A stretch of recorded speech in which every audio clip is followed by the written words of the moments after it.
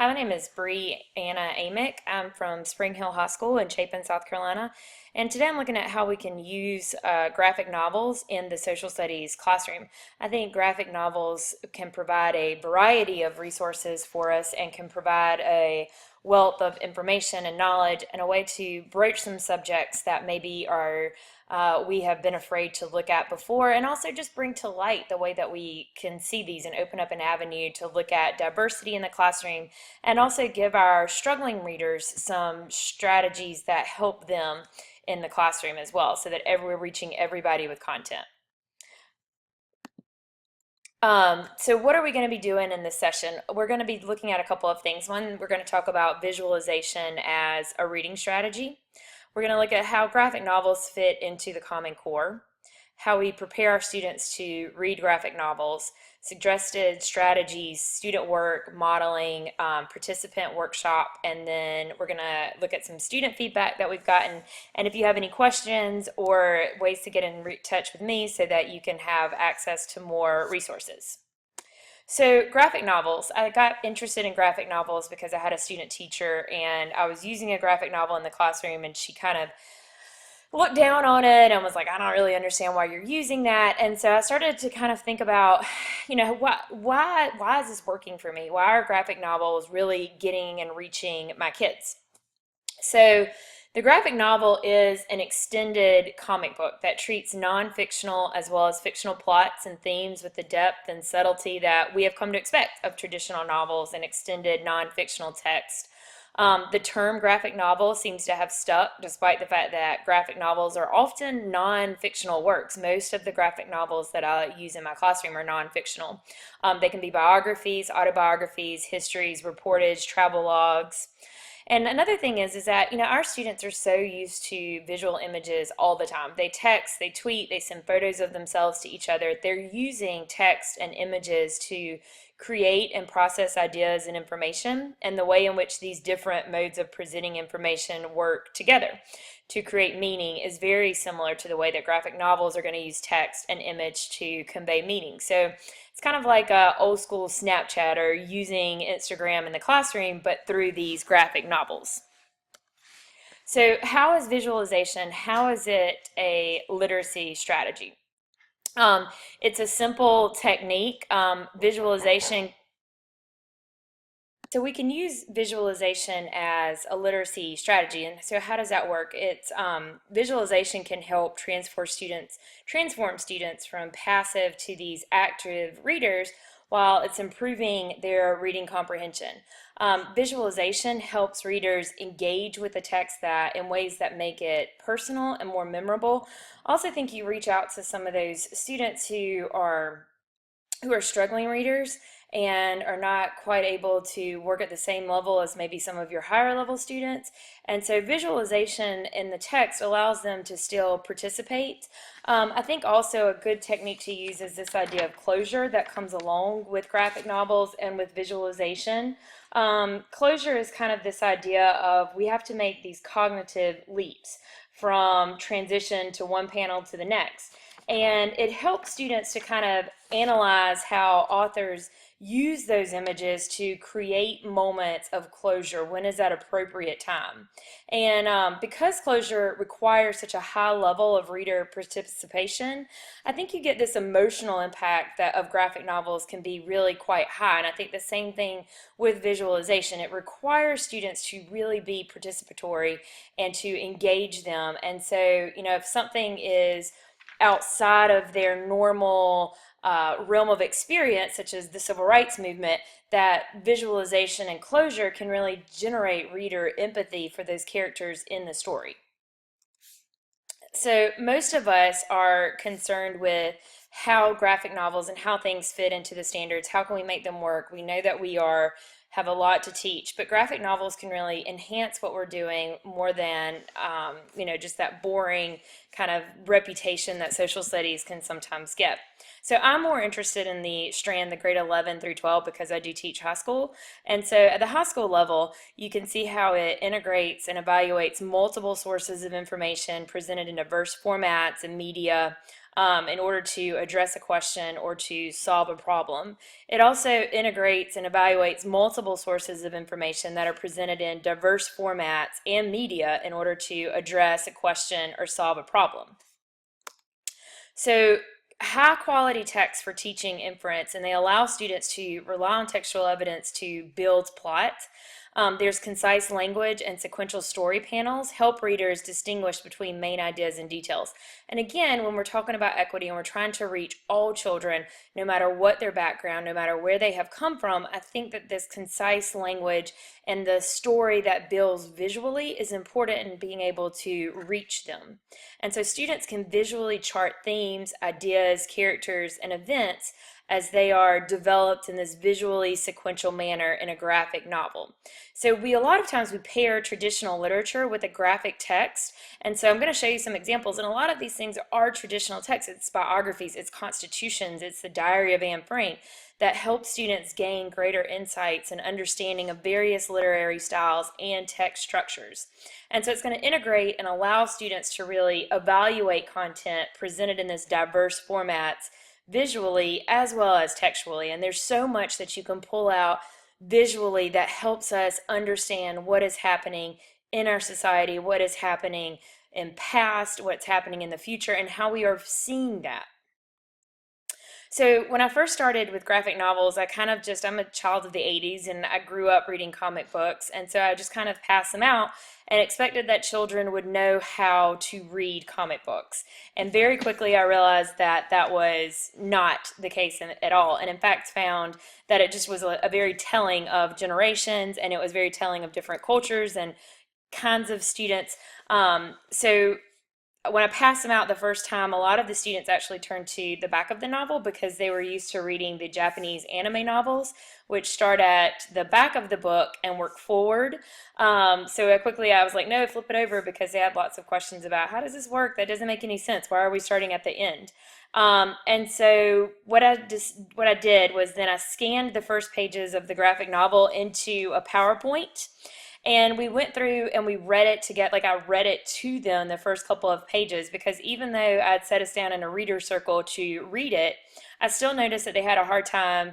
A lot of them skipped like the bubbles or the thought bubbles. They read the boxes, but they didn't read them in order. They weren't sure how to progress with the words. They're having a really hard time, and also they were reading to get done, and they weren't picking up on, I think, the nuances of what we see in some of the pictures and how that impacts and plays a role when we're dealing with really concise language.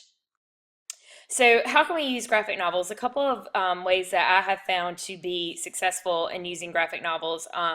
And these could be used with a lot of different kind of things. These are just ways that I have used them in the past, but I think they're very applicable to a multitude of different texts. There are some graphic novels that I have now sitting in my classroom that I'm going to use with kids that are not these, and that I think really reach out and get some more of that idea of diversity in the curriculum and how we can open up conversations with our children and with our students. And that's really what all of these are trying to do.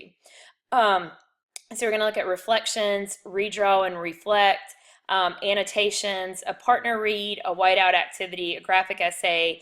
Comic Touch Lite is an app, and there are a ton of apps out there that are applicable to being able to use graphic novels as well.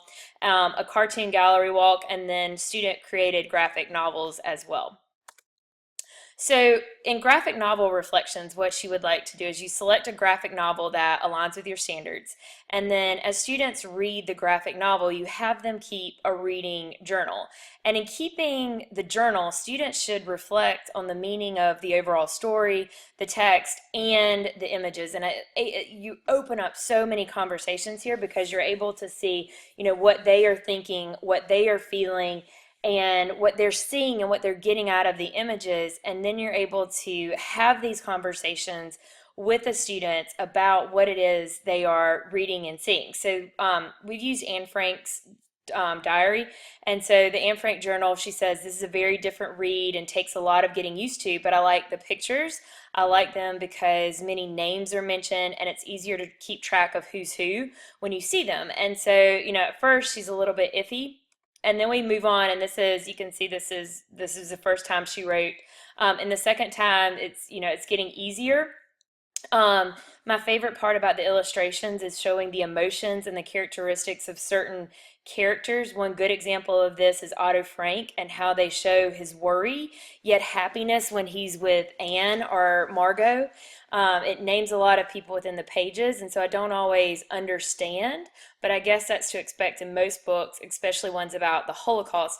And you think about how many issues the Holocaust brings up as far as diversity and how far we've come and where we've come and what the issues were then. And so graphic novels are just a way, especially in the reflections, you're able to open up a conversation. People, they are able to connect to the text and the reading, and they're really starting to think about it. And then you just see, I mean, it grows. Like, this was great to kind of just see. I absolutely love the last few chapters of this book. I think I like it because it's a personal story and it has a lot of concentration camp descriptions and illustrations.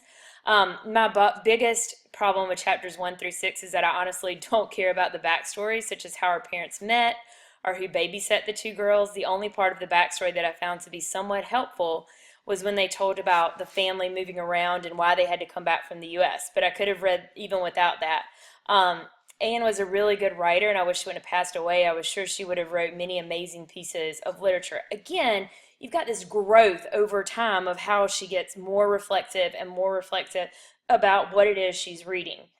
And I will say that in class, when we're reading these and talking about these, the students are able to connect what they know. So misnomers, misconceptions about what people did and how they behaved are able to come to light, and we're able to talk about those, and it gives a jumping off point from those.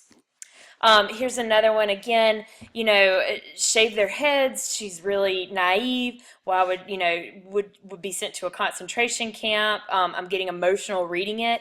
Again, it's emotional connection, and it's not, these are very different students, but they're able to connect to the text. And when students are able to make an emotional connection to the text, we're able to open them up socially. It's especially valuable to social justice. We want to provide our students with these windows into multiple identities, into multiple experiences, and diverse voices. And so we're able to do this through these graphic novels. Another strategy that you could use would be redraw and reflect, where you can select specific panels that have powerful meaning, images, text, and then as a class discuss the main point or message of the panel. And then students redraw the panel and provide an explanation of their drawing. So, for example, this one comes from the Constitution, and we're looking at power, and it says the big problem was power. How much should there be? Who should wield it, and how to minimize its corrupting influence of those in positions of leadership. And I just really think that those are questions that we grapple with today. And you're taking something that is happening in, centuries ago, and now you're looking at it in terms of present day. They're looking at it in terms of literally welding this power. And so placing all the responsibilities of national government within the power of a single body, whether the Confederation, Congress, or the British monarchy, had failed to secure liberty and security for the Americans. Again, we have discussions about what do we see? How do they present Americans? How do they present leadership and power? And what does that look like in these novels? And so here's an example of, when you're looking at the Constitution, it was a graphic novel, and you're looking at the Three-Fifths Compromise. And they have a way to visualize that and then explain it. And this was a reader who was struggling. And so the point of the message was, and she got it, only 3/5 of them are showing because only 3/5 of them are actually counted. And so explanation of your drawing, it's 3/5 of a burger, but if you're hungry and you eat it, it still counts. Still opening up conversations about how are we comparing people? How are we looking at the Three-Fifths Compromise? How does this then expand on to bigger topics of diversity?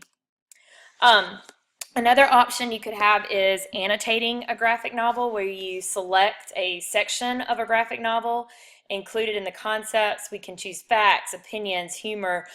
This was just kind of the way that I had students do it, was on a little note card, and they had where they, like I had a key for them. And so it was like a textbook, new facts, an opinion, it was humorous, or they had a question. And so then what happens is I projected the text, and they could actually then like write in the text, and they would write on it. They had a copy of this, and they had, again, this one is a little bit different. It's a U.S. history text graphic novel. It's more wordy. So again, if you're exposing students to a variety of these, but again, you have this conversation about what does it look like? How are these people being depicted? What is the author saying when they are drawing these? Here's another one. Again, you see down there, like with Hitler, how do we draw these people? How do we look at this? How do we see these images? How do we see these people?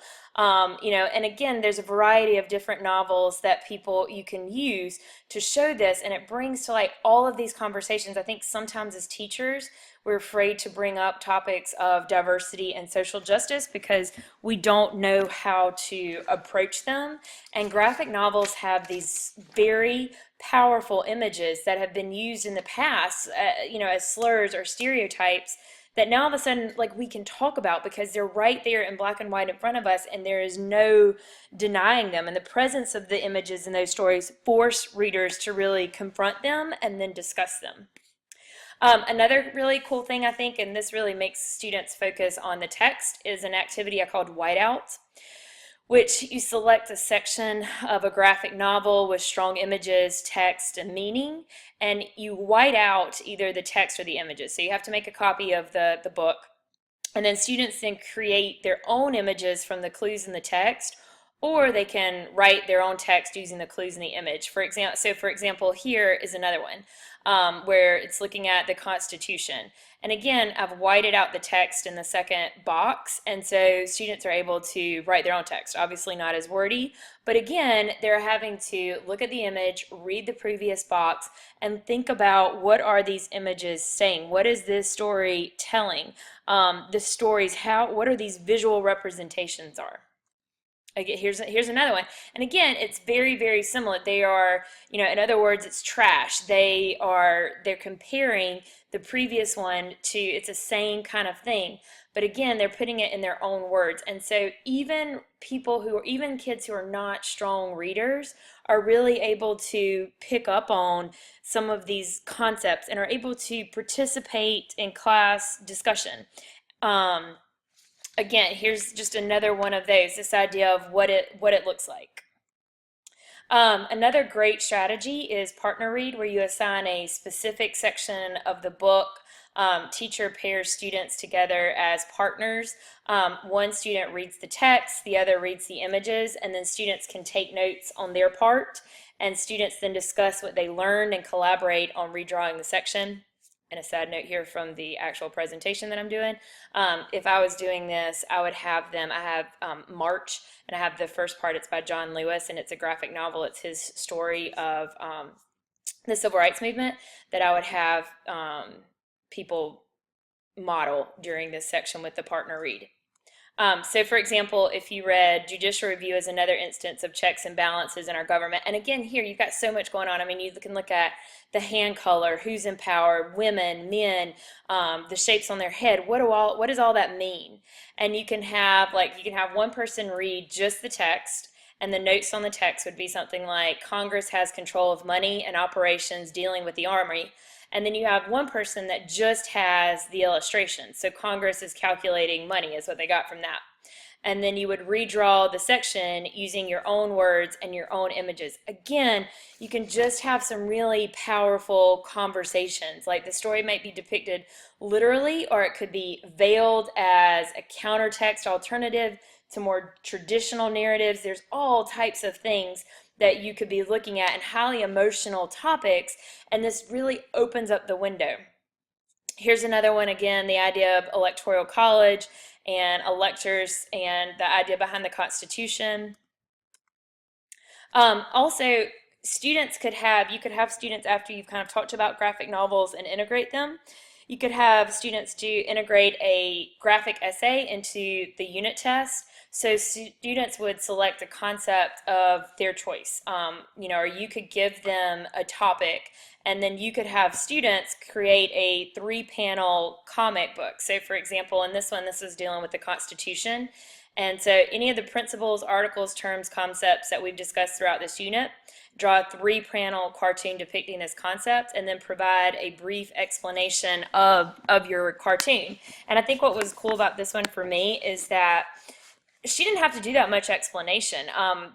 She had a lot happening and going on that by the time she got to there wasn't a whole lot of explanation needed. And then also, I mean, you just have, again, this idea of taking the information that you have learned and now applying it to what you connect with, like texting and driving. Here's another one. Um, Comic Touch Lite is an iPhone app. Students can read and summarize a text, informational, fictional, primary source, and then students actually locate 15 to 20 photos related to the text and select then the 8 to 12 photos that best represent the summary. So students can then turn their own photos into a comic. And so, like, for example, like here, you have them taking their own photos or photos from the web and creating their own topic. And so then they can use some just more images. And so then they have a discussion about what it is that they did. And again, you've just got these rich conversations happening based on images, based on what you are seeing.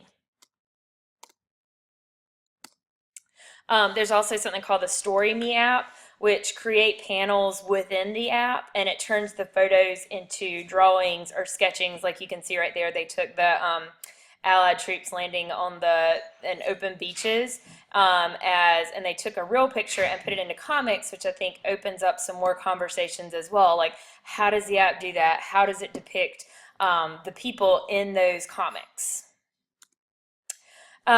Probably one of my favorite things to do is have students then create an original cartoon on an assigned topic, and the cartoons from all the classes can be displayed on the posters around the room, and then students analyze those cartoons for meaning and they compare it to like their graphic novel. So you can have them create the cartoons and then you have them go back and compare their own cartoons to what it is that they see in the book. So here we've got the 22nd Amendment and the 26th Amendment, and I have each class, and I put each class up so that they could also compare and contrast what each class did and how, even though it's the same thing, it's the same meaning, it's the same cartoon, we're creating different meanings, and none of them are wrong. They're all right. They're all very good. It's just that you're using what you know and your information and your background and your history as a student to then move forward your learning and the learning of your classmates as well. And just here I have some students that they were going around, they were looking at the information, they were comparing and contrasting it to what they saw in their own graphic novels. And then here's some information. So for example, like for this one, they did illustrations, text, meaning, and then they had to compare it to the graphic novel. So after reading a book, you could have students create their own graphic novel adaptation of the book. You could have them draw 2 scenes, select 4 scenes from the book, and students choose one to adapt. The students then choose a scene of their choosing. You could have them share it and discuss in class. Again, here I would have people model this. So here's some examples of where they have created Night, a graphic novel. They use the corpse scene in Night. And again, you've got these rich images. How do they see these images? How do they see these events in history?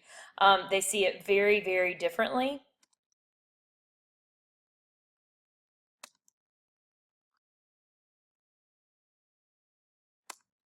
I just think all of these images are really, really powerful images that students are looking at. One of my favorite books that I'm excited to use in my classroom is March.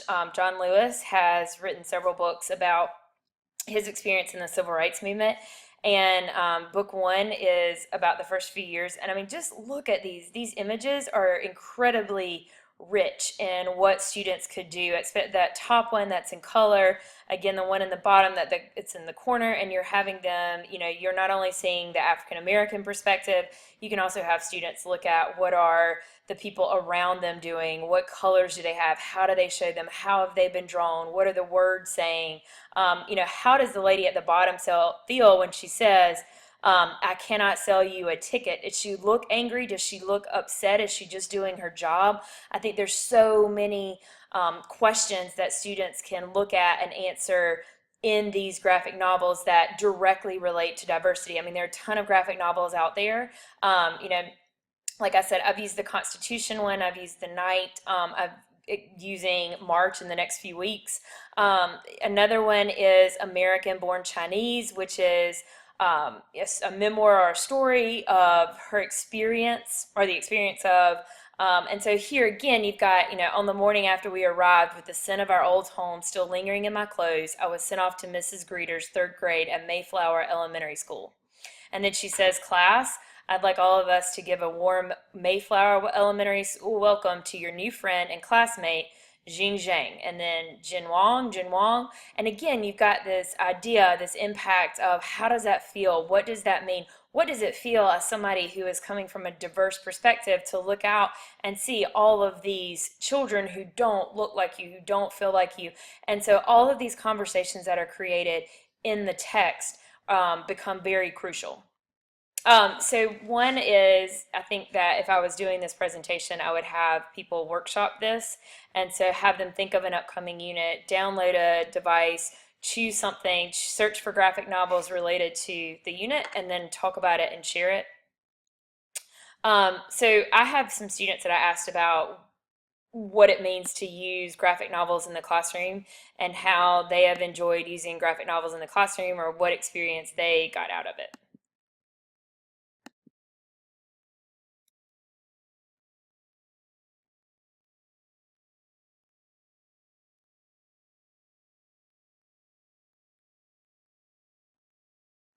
My history class, so what my tutorial teacher, Miss Wallace, thank God for her, she found it was a graphic novel like what we're reading now, but it was like Paul Revere's Ride, the assassination of Abraham Lincoln, all that kind of stuff. And for me, if I look at a comic book, I can read it and understand it a little bit more than just Any words graphic on a novel? page. I've read a couple of Supermans before. Anything other than Superman? Spider-Man, Captain America. Do you read comics regularly? I'm not a big comic reader.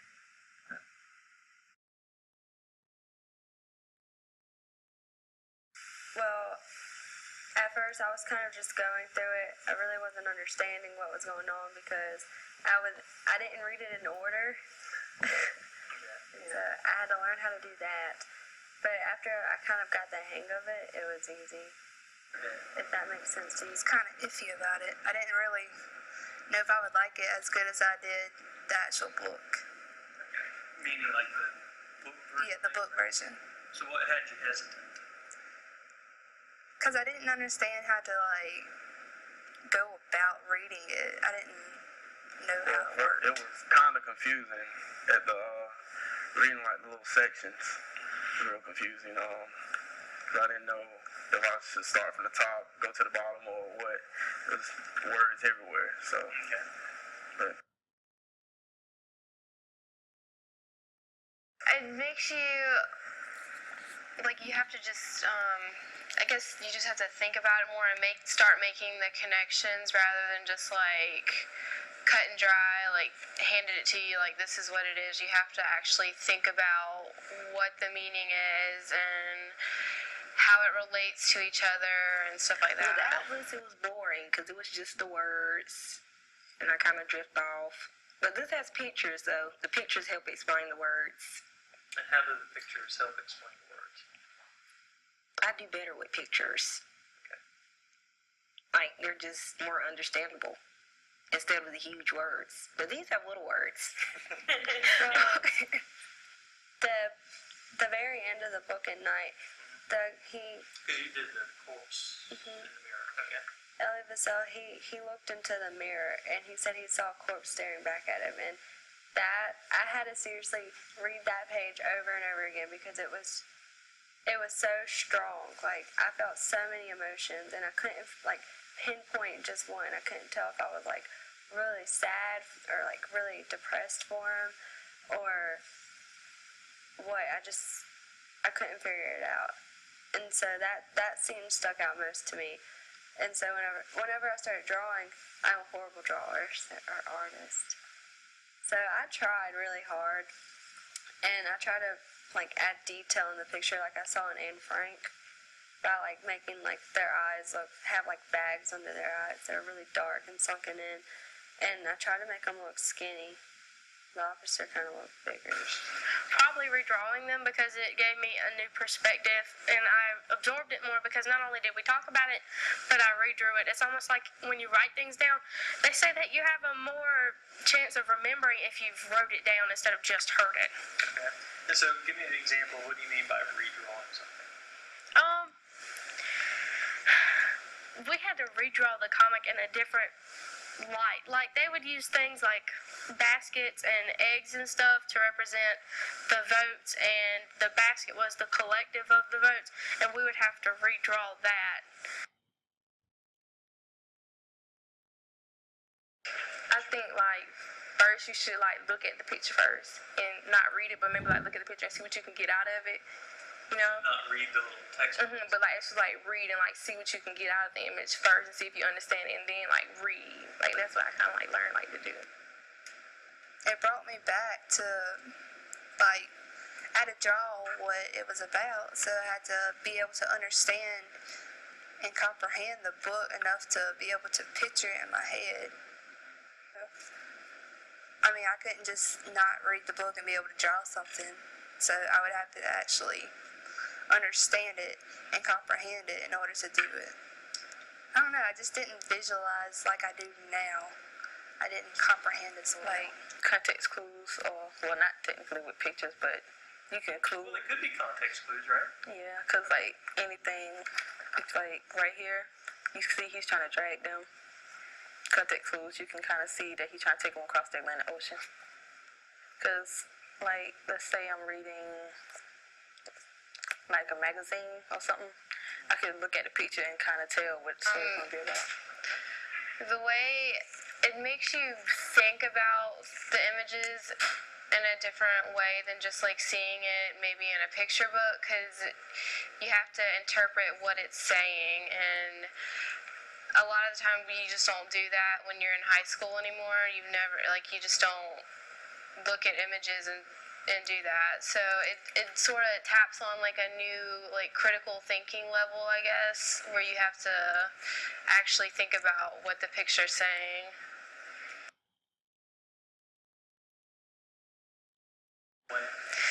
The way that students learn, because I'm one of them, is not give them a book and have them read it and take what's in the book and put it on another piece of paper, but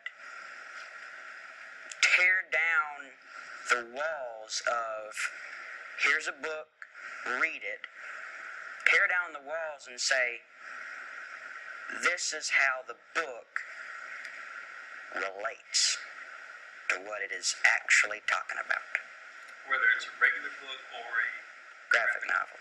And like you read this, and then you read it word for word, and then 2 days later you're still talking about it because it left a better lasting impression on you. Yeah, it's almost like like 3D movies or whatnot. Like, it's okay when you see it in 2D, you can sort of feel the like you're part of the characters, but when it's 3D and it's all around you, then it becomes a little bit more alive, if you will. And really, I think that is what it is all about, because we want, for our students, we want these texts to come alive. We want them to be able to connect. We want them to be able to fully immerse themselves and understand what diversity is and how people have felt in the past when they have been excluded, and opening up those conversations for groups who have been excluded in the past to talk about the images that we see, to talk about what the authors are looking at, to create these 3D experiences that they can take forward and learn from. So thank you for attending. There are questions, comments. I would love to get your email addresses, and we can go back and forth about what kind of graphic novels you're using or would like to see, and also just to give me some feedback. And thank you again. And here's some references that we used over the course.